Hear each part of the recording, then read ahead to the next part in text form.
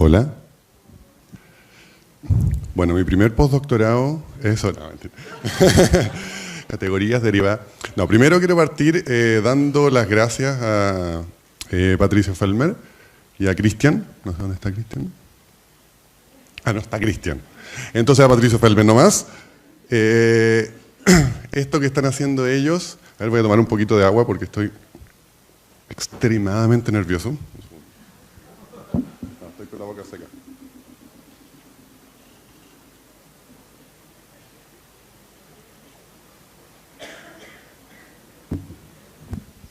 Ya, era para puro sacar pica.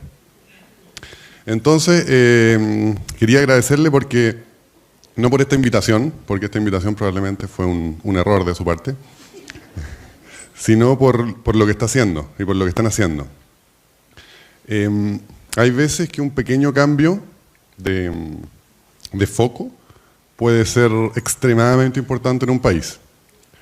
Y si bien hay gente como yo, enamorados de la resolución de problemas desde hace unos 25 años, ese claramente no era el foco, o sigue sin serlo mucho el foco en el país.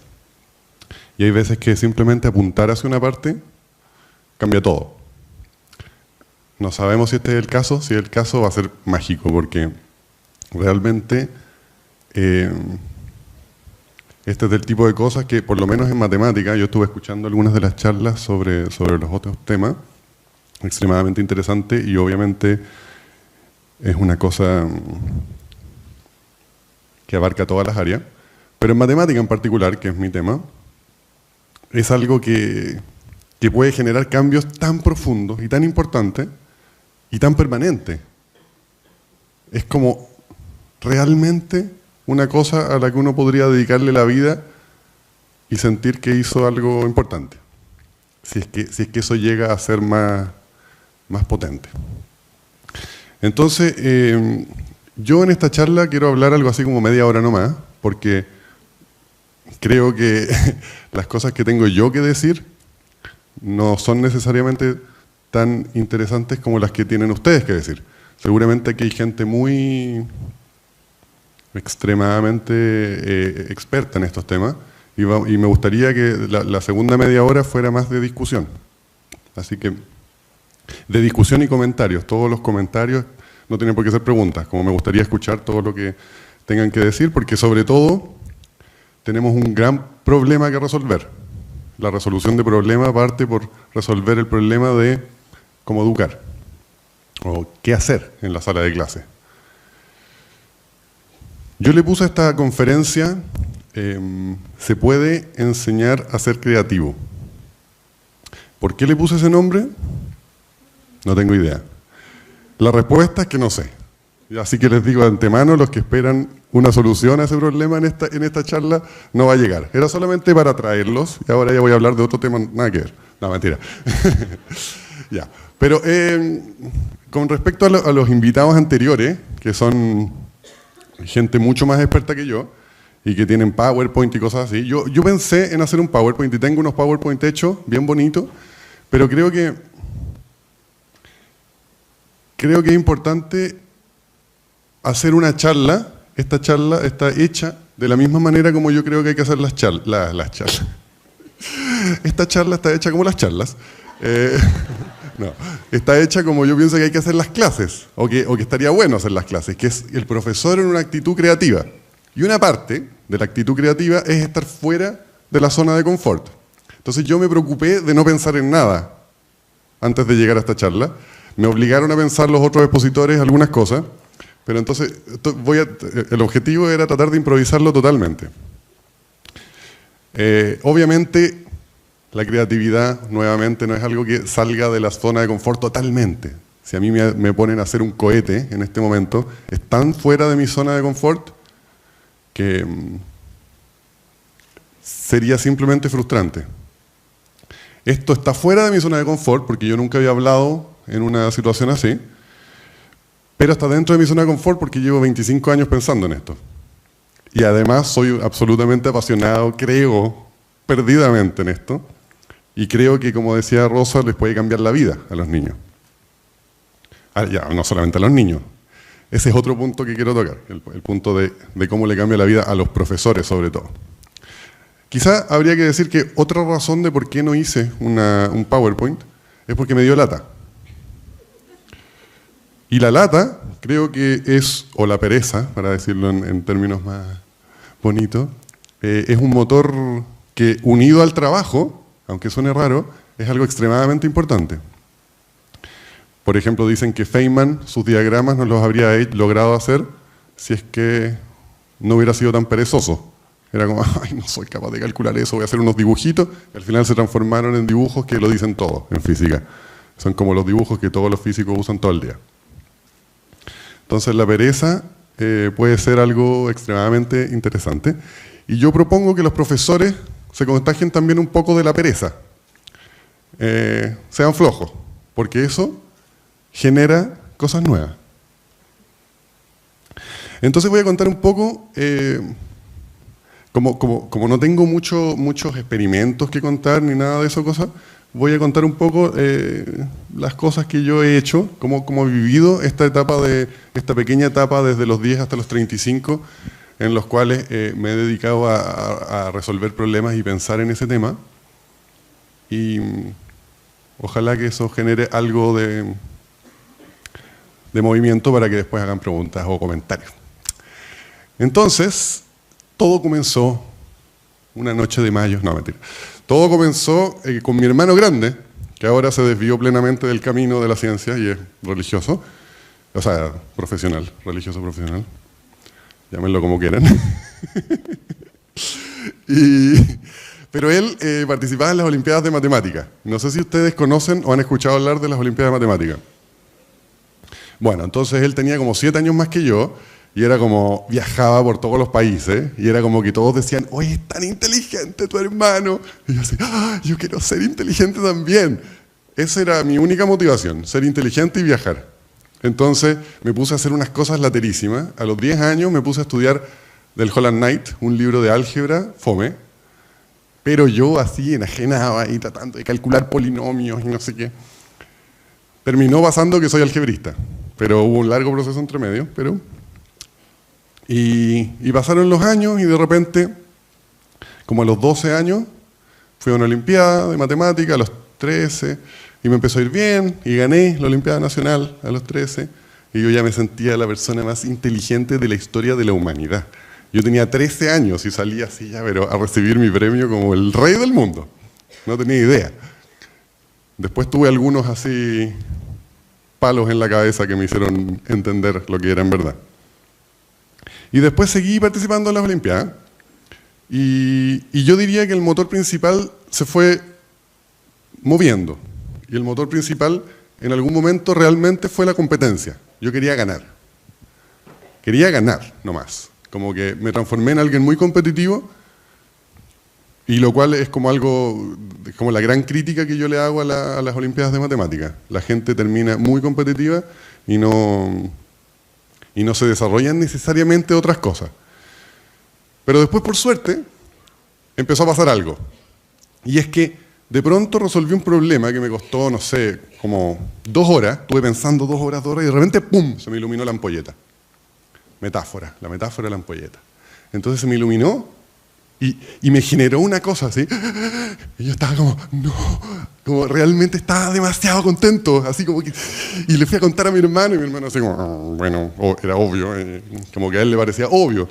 Y yo así como que no podía creer lo bonito que era, como que fue la primera vez que vi la belleza de la matemática. La belleza es algo que nos cuesta mucho definir, pero es porque no está muy claro lo que es la belleza. No está nada de claro lo que es la belleza en matemática. Los matemáticos difieren plenamente, supongo que mucho más que con respecto a la belleza de otro tipo. Pero estaba tan excitado, y después entonces, cuando pasó la emoción de eso, que debe haber durado como 2 días, donde yo estaba así como acabo de resolver un problema muy lindo. Después, lo único que quería era hacerlo de nuevo. Eso es lo que se llama adicción. Si alguno lo ha vivido, alguna lo ha vivido en este u otro contexto. Entonces, volví a tratar de hacer el problema ¡tá! Y me volvió a salir otro después de unos meses, y yo ya volví a estar en el mismo estado, y después, la tercera vez ya no fue lo mismo. Entonces necesitaba un problema más difícil. Esto parece broma lo que estoy diciendo, pero es totalmente historia real. Eso pasó. Entonces después tuve que hacer problemas que me costaron varias horas, y después días, después semanas, meses, y ahora, ya desde hace algún tiempo, largo, necesito problemas que duren años. Yo los problemas que publico suelo pensarlos como muchos años. De hecho, ahora en este momento estoy extremadamente entusiasmado con un problema. Llevo como 3 semanas donde no puedo dormir pensando en un problema así de excitado que estoy. Y me voy a ir a Australia ahora a trabajar con un amigo, un colega, y que es un tipo tan creativo, que ahora le van a dar la medalla Fields. No sé si la conocen, es como el premio Nobel de la matemática. Y yo he tenido la suerte de trabajar con él como algo así como 2 o 3 meses al año. Él trabaja conmigo porque soy su amigo, me le caigo bien, lo hago reír. Pero para mí es alucinante la cantidad de cosas que genera, la cantidad de uniones que hace entre las cosas. Y entonces como que de alguna manera él me ha hecho percibir lo que es la creatividad en la matemática. Y a mí me parece que la matemática es como un lugar extremadamente privilegiado para desarrollar la creatividad, vivir la creatividad y expresar la creatividad, sin saber bien lo que es la creatividad. Como ayer en una de las charlas, en la de Carmen, aparecían unas palabras y yo pienso en una situación, que es la situación de ver la palabra matemática escrita. Y cuando yo veo la palabra matemática, como que brilla. Es como cuando otra gente ve la palabra, alguien que está muy enamorado ve la palabra amor. Como que para mí la palabra matemática es tan linda, tan extremadamente linda, como que no puedo creer que para el 99% de la población la palabra matemática sea negra, oscura, y que signifique todas las peores cosas de la vida. Significa humillación, significa soy tonto, /tonta. En el fondo significa no sirvo para esta vida, porque me lo han dicho tantas veces, yo no soy buena para las matemáticas, soy tonto, tonta. Soy tonto. Es como un mantra. Y la matemática es ese mantra para toda la gente o para la mayoría de la gente. Todos los matemáticos tenemos la misma experiencia de decir, ¿en qué trabaja? Soy matemático. ¡Ah! Yo era pésimo para las matemáticas. Todos los matemáticos vivimos lo mismo todo el tiempo. Entonces yo ya definitivamente, como conversábamos ayer, prefiero decir soy profesor. Así no me llega el ¡ah! ¡Qué horror! Bueno, entonces la historia continuó en que después me transformé, cuando salí del colegio, y me entrené mucho en las Olimpiadas de Matemáticas. En las Olimpiadas de Matemáticas hay una cosa que los que participaron en las Olimpiadas de Matemáticas llaman el nivel de uno. Y hay distintos niveles. Hay Olimpiadas, y voy a hacer el gesto con la mano, pero hay Olimpiadas niveles colegio, nivel regional, nivel nacional, nivel Cono Sur, nivel iberoamericano, nivel mundial, y hay otras cosas peores. Y uno está en un nivel también dependiendo de qué área de las matemáticas. Por ejemplo, yo era malo para la geometría. Entonces tenía un nivel en álgebra, otro nivel en teoría de números, otro nivel en geometría, para los problemas. Y es como el equivalente a alguien que juega fútbol, que puede ser súper bueno defendiendo y puede ser malo atacando nomás, pues tronco. No sé si alguien ha tenido esa experiencia. Ya, pues. Entonces, bueno, después de salir del colegio, cuando el último año del colegio yo ya participaba en las Olimpiadas Mundiales, la Olimpiada Iberoamericana, y me iba bien. Era capaz de resolver casi todos los problemas, sacaba medallas siempre. Entonces me transformé en entrenador del equipo olímpico chileno. Entonces yo entrenaba gente, y de pronto me di cuenta de que estos niños, incluido yo, que estaban ahí, no tenían nada de especial. O sea, tenían algo de especial, estaban ahí. pero nada más. Y bueno, es una discusión eterna entre la gente como si realmente es importante ser como vivaracho o inteligente o no, si uno quiere ser bueno en matemáticas. Yo creo que no mucho.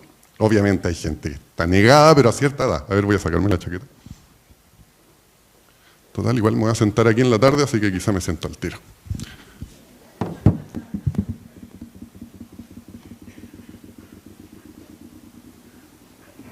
Y así voy bajando. No es un chiste, ¿eh? Voy a explicar después por qué quiero ir bajando. Ya, entonces, ¿en qué estábamos? Estábamos en que... empecé a entrenar, me di cuenta, no, pero es que estos cabros no son nada especial. Yo tampoco, como yo me acuerdo, cuando yo era chico, no sabía, no entendía mucho, y todo me parecía difícil. Y fue como el cambio de actitud, como decir, voy a darle a esto, y eso cambió mucho. Entonces después decidí trasladar esta experiencia a un colegio. No voy a decir el nombre, pero un colegio, digamos, de clase alta de Chile. Y le hice a 2 grupos. Y ahí fue como mi primer experimento social. Le hice a 2 grupos de una manera que les voy a explicar. Y les enseñé a resolver problemas. Entonces un grupo era de quinto y sexto básico, y eran como todo un curso. Y en el otro grupo eran de distintos cursos y eran como 15 nomás. Y eran como de séptimo y octavo. No, séptimo, octavo y primero medio. Y la cosa es que les hice durante un año, y las 2 experiencias fueron bien distintas. Con los chiquititos pasó que después de un tiempo no muy corto, les cambió la actitud con respecto a la matemática, y después de unos meses se acercaban y me decían, profe, ¿por qué es tan fácil la matemática del colegio? ¿Por qué nos tratan como tontos? ¿Por qué nos hacen hacer tantas veces los mismos ejercicios? Si ya entendimos.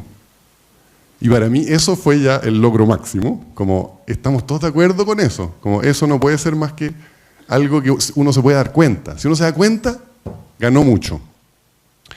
Y con el otro grupo pasó una cosa bien extraordinaria. Eran 15 y había uno de esos que tenía un vínculo conmigo, era mi hermano, chico.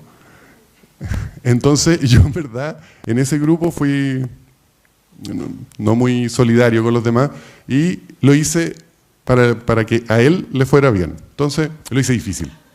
Lo hice difícil. No es que le hiciera una clase a él, sino que simplemente lo hice al nivel de él, que él estaba a un nivel un poco superior a los demás.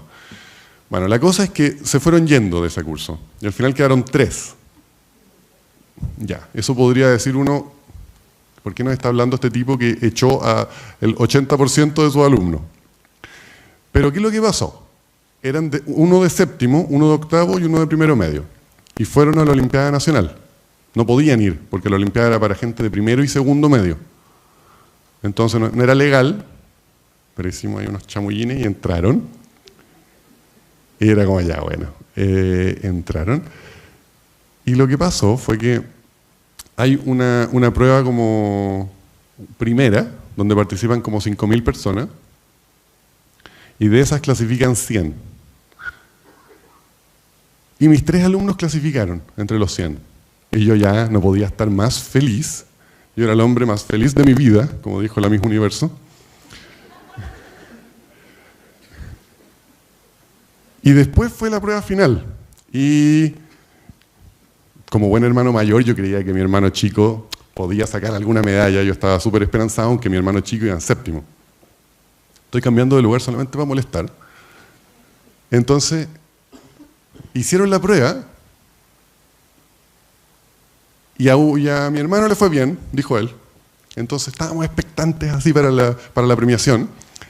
Y de repente llegan las medallas, y yo así ya.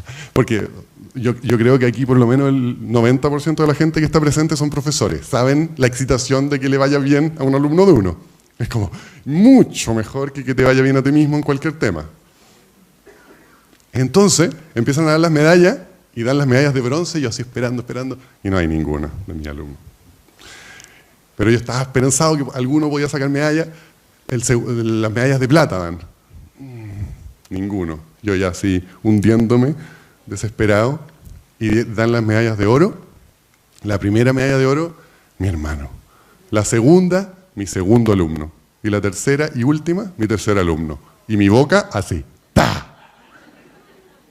Habíamos estado un año, una vez por semana, y le ganaron los 3 a todos los demás chilenos. Y entonces ahí yo dije, ajá, puede que algo esté, puede que esto no sea coincidencia. Entonces,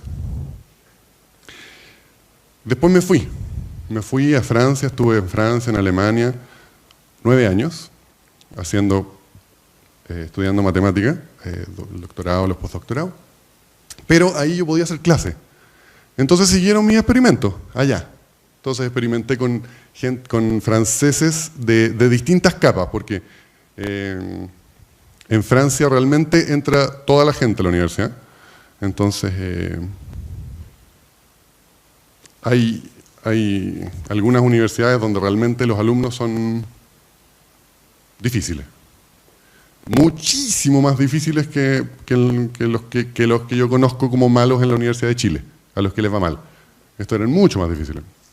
Hicimos todo tipo de experimentos de cómo jugar, y después cuando volví a Chile, desde que volví, que estoy haciendo un curso que se llama Resolución de Problemas, desde hace como 5 o 6 años, a un curso en la Universidad de Chile para profesores, para futuros profesores. Y de hecho ayer me enteré de que quizás este curso lo podemos prolongar mucho más.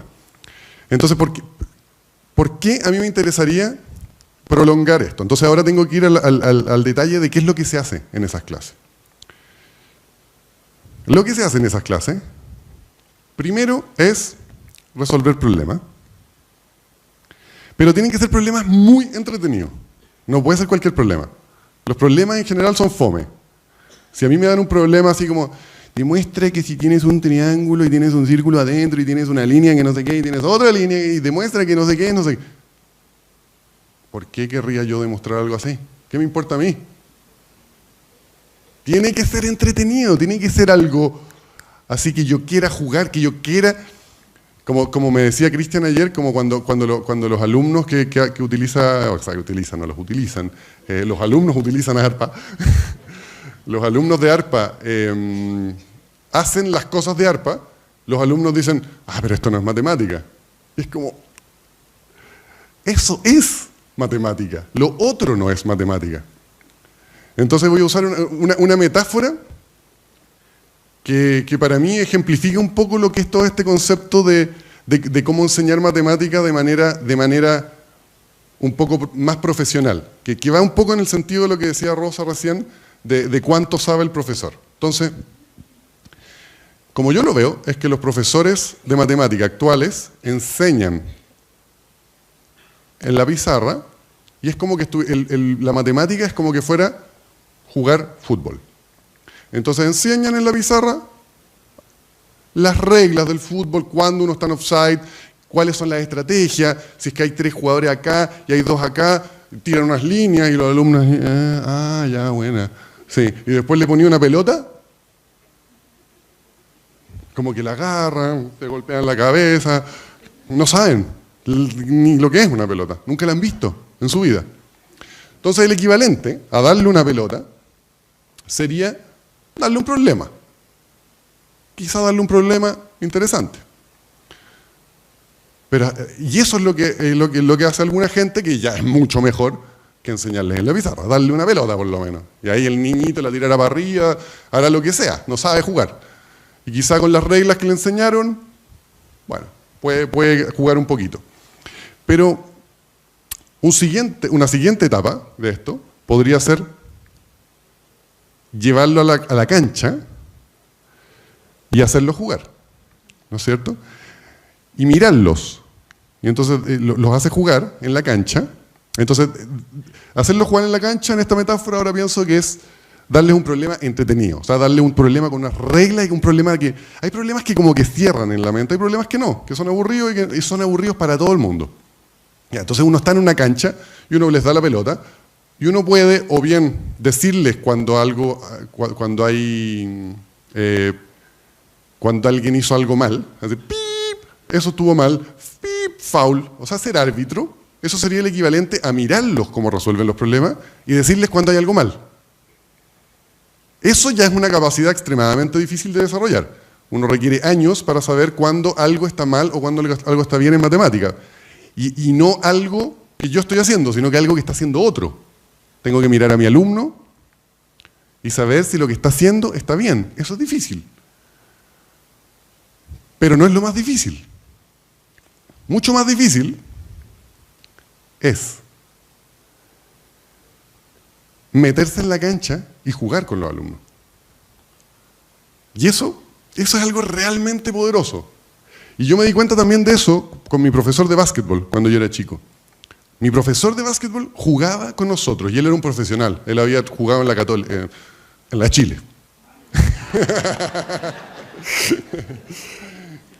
Y era un profesional y jugaba con nosotros. Entonces nosotros estábamos ahí, métale, dando pases. Y de repente él se movía de una manera y yo decía, eso tengo que hacer en este contexto. Pero ¿cómo lo aprendo si es que no lo veo jugando? Y para eso, el profesor tiene que estar formado, tiene que ser bueno para el deporte. El problema en este contexto es que es difícil, los profesores no están formados para eso. Por muy brillantes que sean los profesores, y hay profesores que son muy, muy brillantes, yo lo he visto, resolviendo problemas, en general, el nivel de los profesores, y esto que voy a decir, espero que no me lleguen tomates si es que hay muchos profesores aquí, pero es más bajo que el de los alumnos, porque lo he medido.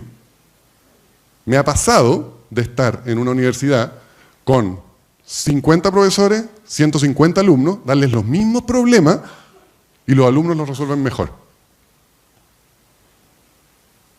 Entonces ahí tenemos un problema.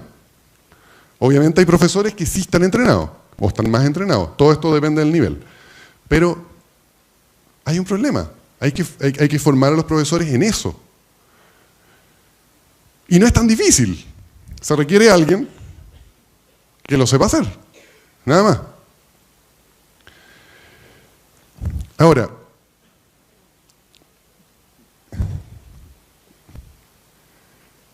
muy importante también en esto es que si es que uno llega a formar a los profesores, si los profesores llegan a estar formados de una manera en la cual les resuelven los problemas de manera como natural, o sea, que no les cuesta, que es como un profesional del básquetbol jugando un rato básquetbol, entonces se gana algo distinto, por lo menos en matemáticas, distinto a lo que decías tú ayer. Y es que no hay que preparar las clases. Deja uno de tener que preparar las clases, sobre todo si es que uno va a hacer problemas que no conoce. ¿Cómo voy a preparar eso? ¿Cómo voy a preparar resolver con los alumnos problemas que ni yo conozco? No se prepara. Entonces, el profesor gana en motivación. Y acá está la clave de todo esto.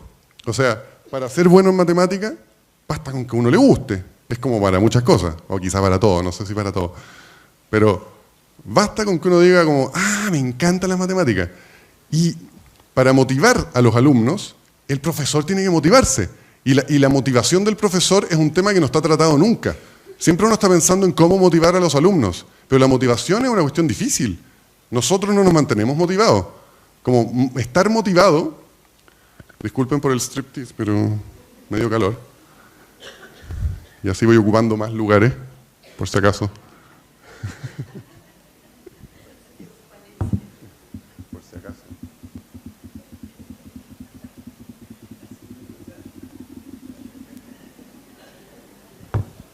Estar motivado es algo difícil, todos lo sabemos. ¿Quién se mantiene motivado mucho tiempo con algo? Hay gente que lo logra, pero es un trabajo. No es como que uno pueda decir como, yo soy profesor de matemática, soy profesora de matemática, por lo tanto voy a estar motivado el resto de mi vida porque me parece lo más maravilloso del mundo y voy a transmitirle eso siempre a mis alumnos, siempre porque es lo máximo. No, si yo estoy siempre enseñando la misma cuestión, me aburro después de 3 clases o 2 clases, depende de la paciencia que uno tenga. Es aburrido hacer lo mismo siempre. Mientras que, si es que uno está haciendo problemas que no conoce, está resolviendo problemas que no conoce, es extremadamente entretenido. Está ahí con los alumnos. Es como que estuviera jugando, el profesor de básquetbol jugando básquetbol con los alumnos. Es mucho más entretenido que estar ahí en la pizarra explicándoles como las reglas del básquetbol. Lo pasa mejor. Y hay muchas razones de esto. hay una parte que es el show-off. El profesor que quiere como igual mostrar un poco, como que hay una parte de que es entretenido mostrar la capacidad que uno tiene, así como los alumnos. Y cuando los alumnos trabajan en grupo, resolviendo problemas, como ya lo han dicho, pasa que se explican cosas que el profesor no sabría cómo explicarle. De razonamientos que el tipo que está muy entrenado, creo que Carmen lo dijo ayer, que cuando la diferencia es muy grande en el nivel, no se puede interaccionar bien. Entonces cuando los niños resuelven en grupo, entre ellos se explican mucho mejor que lo que puede explicar un alumno, un profesor que sabe mucho de cómo resolver problemas. Entonces, la motivación del profesor, la motivación de los alumnos llega, porque si el profesor está así, llega a las clases súper motivado, súper motivada, y va a hacer cosas nuevas, va a hacer cosas entretenidas en la clase, cosas que no sabe, va a ser una clase, cada clase es un nuevo mundo, es muy entretenido. Pero mi sensación es que para la motivación también es importante ¿cómo decir? Como el hábitat que se genera. Como me ha pasado de llegar un poco enfermo o algo así y la clase ¡boom!, se va para abajo.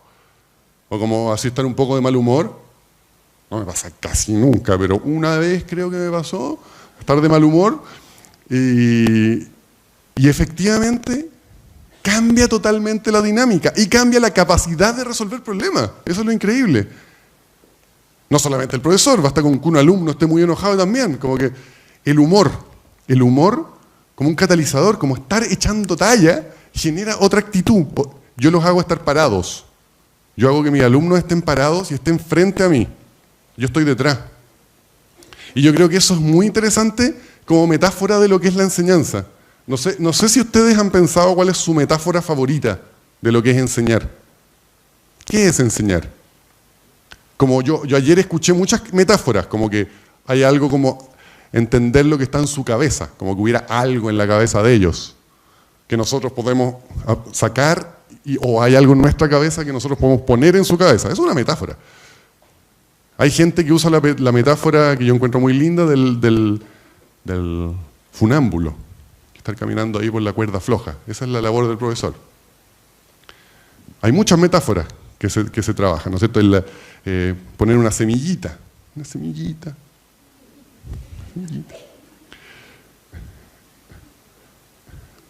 Pero el hecho de estar yo parado aquí, hablándoles a ustedes, en esta situación, genera una situación que a mí no me parece correcta. Y no me parece correcta con los alumnos tampoco. Porque los alumnos saben más que yo en muchos sentidos, así como ustedes claramente saben más que yo en muchos sentidos. Y estoy yo parado frente a ustedes, por eso yo decía que yo quería estar sentado, y ojalá cada vez más abajo y estar al mismo nivel. Pero igual voy a estar yo acá adelante y ustedes mirándome, entonces es como difícil revertir esta situación. Para revertirla totalmente, yo lo hago en las clases en que se revierte que ellos miran la pizarra y yo estoy detrás. Y yo estoy detrás solamente para recogerlos cuando se caen. O sea, dos cosas. Si bien dicen algo que es incorrecto y entre ellos no logran darse cuenta de que es incorrecto, como yo estoy escuchando, les digo, no, mira, esto está mal. Y sobre todo, cuando llega un momento en el cual no saben cómo continuar y están ahí y empieza el lenguaje corporal a decirlo. Entonces ellos parten parados, ahí, todos trabajando, y de repente empieza alguno se sienta y después empieza a achicarse, ¿sí? Cada vez más abajo, y después se sientan en la silla, que esta es la que me faltaba.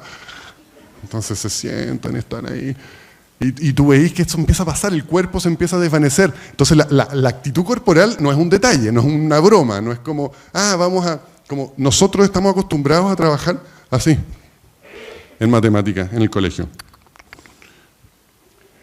Y por ejemplo, yo antes de entrar a esta sala, hice algo que está muy probado, no sé si ustedes conocen ese experimento, de la gente que entra a la sala, entra a una entrevista de trabajo. Hay dos, no sé si tú lo viste. Es muy entretenido, es como, vayan a una entrevista de trabajo y hagan dos cosas posibles antes. Una, está obligado usted a sentarse así. 1 minuto, antes de entrar a la entrevista. Y otra gente, otro grupo, tiene que ir al baño y tiene que estar durante un minuto así.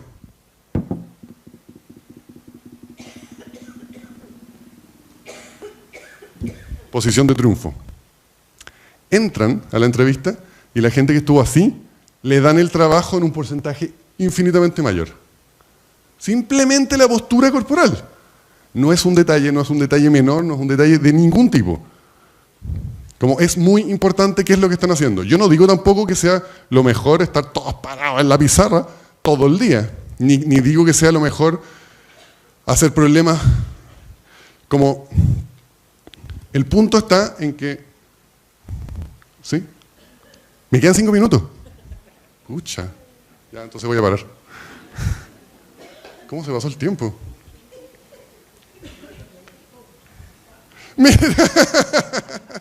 Porque no planifico, pues, mijito.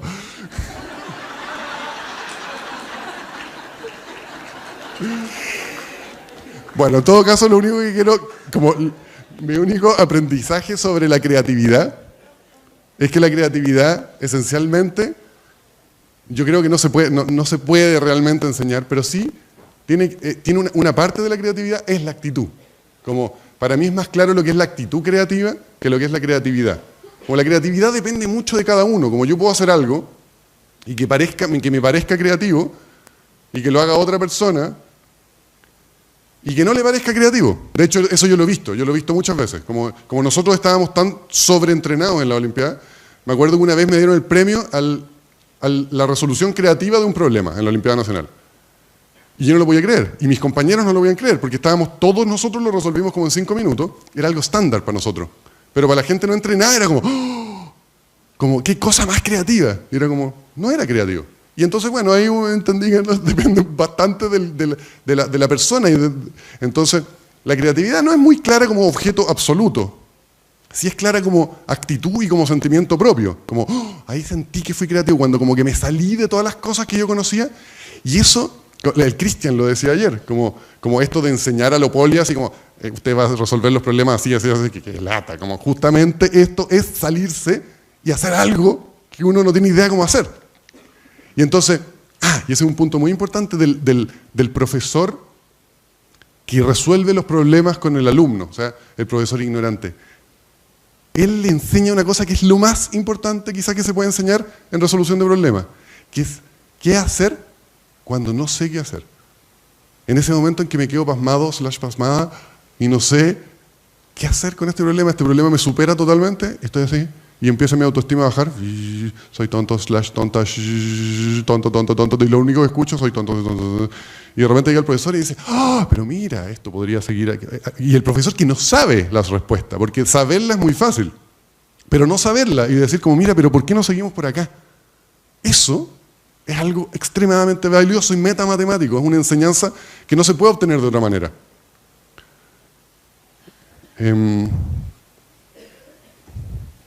Ya, ahora sí.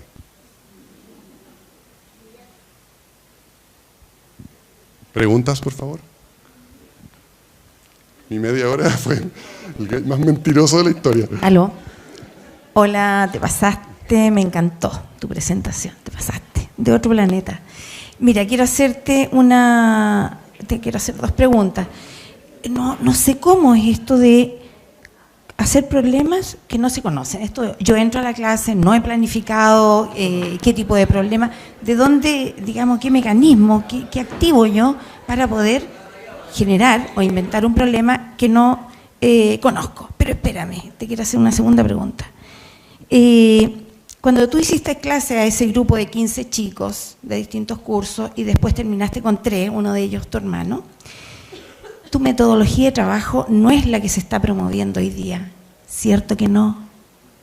¿Cierto que no? No era, era mucha ejercitación y todo. Entonces, ¿cómo migraste a esto? ¿Cómo tu postura va por este lado? Esa pregunta es como más complicada. Mira, lo que pasa es que para nosotros, y voy a decir nosotros, la gente que participó en la Olimpiada de Matemática, esto es cómo uno se entrena, en grupo, es como la práctica habitual. Uno se entrena en grupo, problemas difíciles.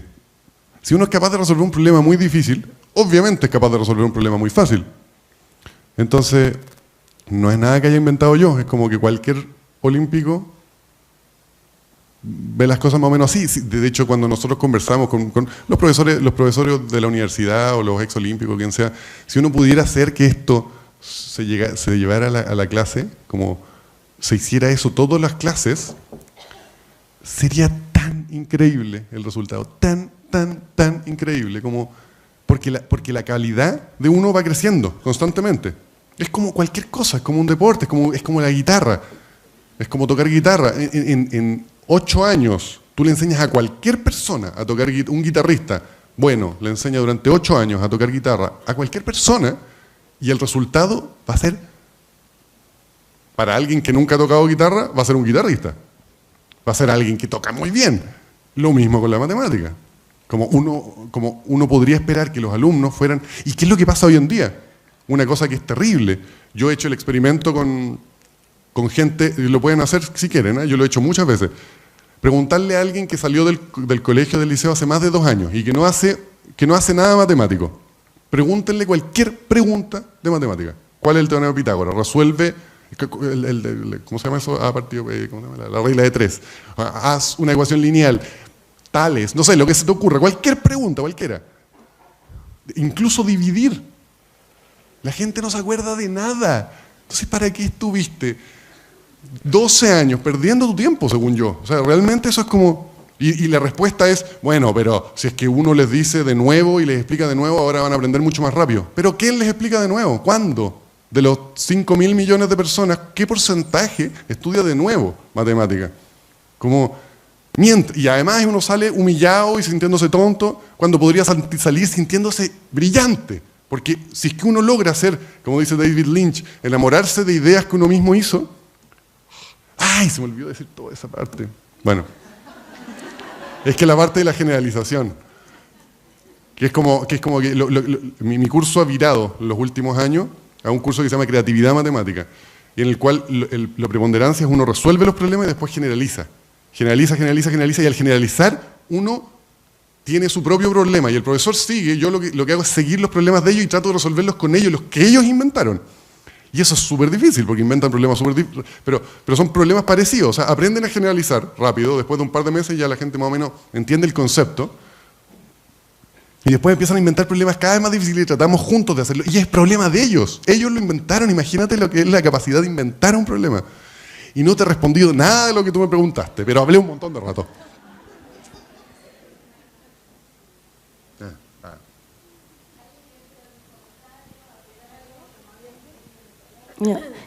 Hola, mi nombre es Macarena y tengo 2 preguntas.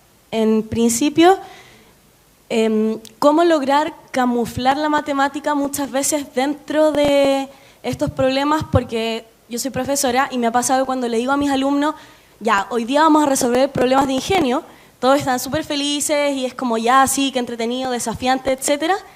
Pero si dentro de este problema, por ejemplo, tienen que utilizar una raíz cuadrada, no, es que es de matemáticas. Y ahí ya perdieron la motivación inicial que suponía el desafío. Por más de que sepan o no resolverlo, sino que como ya no es un problema de ingenio, sino que es un problema de matemática. Entonces, ¿cómo fomentar la creatividad ligado a lo que estamos viendo del currículum en ese momento o al aprendizaje que se está generando? Y segundo, ¿qué se puede hacer para que se entienda que esta como metacognición matemática, que este resolver problemas que es un poco más difícil, se note útil para las cosas a las que estamos respondiendo, como por ejemplo PSU, SIMSE, etcétera? Porque yo entiendo que saber resolver problemas te da capacidades mucho más altas que los problemas a los que estamos acostumbrados a las pruebas estandarizadas. Pero ¿cómo podemos ayudarle a hacer entender a nuestros niños que sabiendo resolver problemas sí van a saber abordar este otro tipo de ejercicio?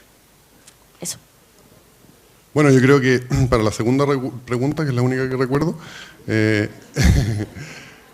la cuestión es que es como Maradona, porque él se entrenaba tirando tiros libres en la noche. Como si uno sabe resolver problemas difíciles, va a saber resolver los problemas de la PSU, y no solamente eso. También una cosa, por ejemplo, que yo remarqué en el grupo de los olímpicos, o sea, 5 años para arriba, 5 años para abajo, es que todos, absolutamente todos, sacaron puntaje prácticamente nacional en matemática, lo cual no es nada de sorprendente porque están cabros chicos entrenando matemática todo el día, pero prácticamente todos sacaron también máximo en verbal. No hubo nadie que bajara de 7.80 en verbal, gente que no había leído un libro en su vida. Y está muy relacionado con lo que decía Carmen, o sea, ayer, como la cuestión de la coherencia, la cuestión de la... Hay un montón de cosas que uno deduce de los textos simplemente por razonamiento lógico. Entonces, ¿cómo, la primera pregunta de cómo hacer que, cómo engañarlos en la cuestión, es que yo no les diría que es un problema de ingenio, les diría un problema de matemática. Y eso va a hacerles cambiar poquitito a poquitito y no les metería raíz cuadrada durante unas cuantas veces. Y después cuando ya la palabra matemática tiene otro color, otro sabor, se transforma en algo entretenido, algo que los pueda apasionar, porque no es tan difícil dar un problema que la gente... Y también yo creo que otra cosa es que... olvidé lo que iba a decir. Perdón.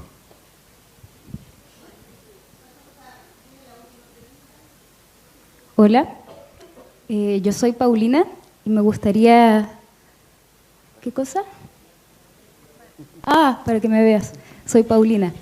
Me gustaría generar una reflexión en torno a las condiciones sociales en las cuales se desenvuelven los profesores, que muchas veces llega mucha gente a decirles que muchas cosas son importantes. Llega una ATE a decirles que hay que cuidar el medio ambiente, otra que hay que respetar la diversidad sexual, y luego llegan algunos investigadores a decirles que es necesario promover la creatividad, entre otras cosas, que sabemos es muy difícil. Pero es muy importante, yo estoy de acuerdo en que es muy importante la creatividad en matemática, de hecho es uno de los objetivos centrales de la Unión Europea, de los objetivos que se ha propuesto para la educación matemática, desarrollar la creatividad.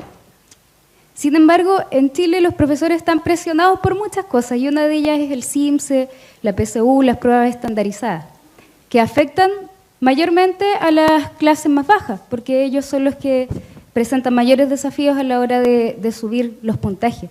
Se sabe que cuando hay pruebas estandarizadas con altas consecuencias, por ejemplo el CIMSE, por ejemplo algunas pruebas en Estados Unidos, los profesores tienden a hacer una cosa que se llama enseñar para la prueba, teach to the test. En Estados Unidos hubo una reforma muy grande que tenía altas consecuencias para los profesores que no rindieran bien en las pruebas estandarizadas, y un investigador había aplicado las pruebas de Torrance, que miden creatividad, había hecho varias aplicaciones y se dio cuenta que los estadounidenses habían bajado mucho sus niveles de creatividad en los últimos años, y él lo asociaba al No Child Left Behind, que es esta ley que hace que los profesores tengan altas consecuencias si no suben sus puntajes en las pruebas estandarizadas. Entonces, eso no es una pregunta, es más bien generar una reflexión en torno a las condiciones del contexto social y a las condiciones de presión que se enfrentan los profesores. Es un súper desafío en Chile, más que en otros lugares, enseñar para ser creativos, no enseñar a ser creativos, sino enseñar para ser creativos en matemáticas. Claro, o sea, solo un comentario sobre lo que tú dices. Mi esposa enseña en el Liceo Erasmo Scala.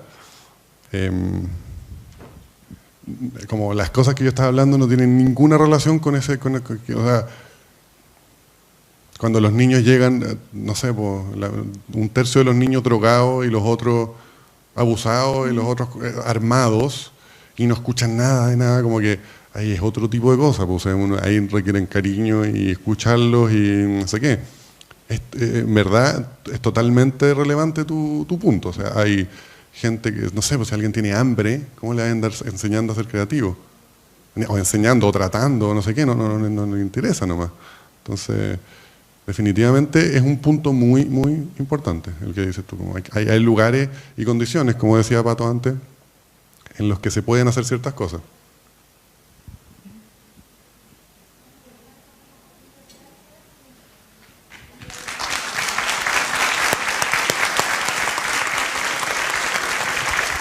Gracias, muchas gracias.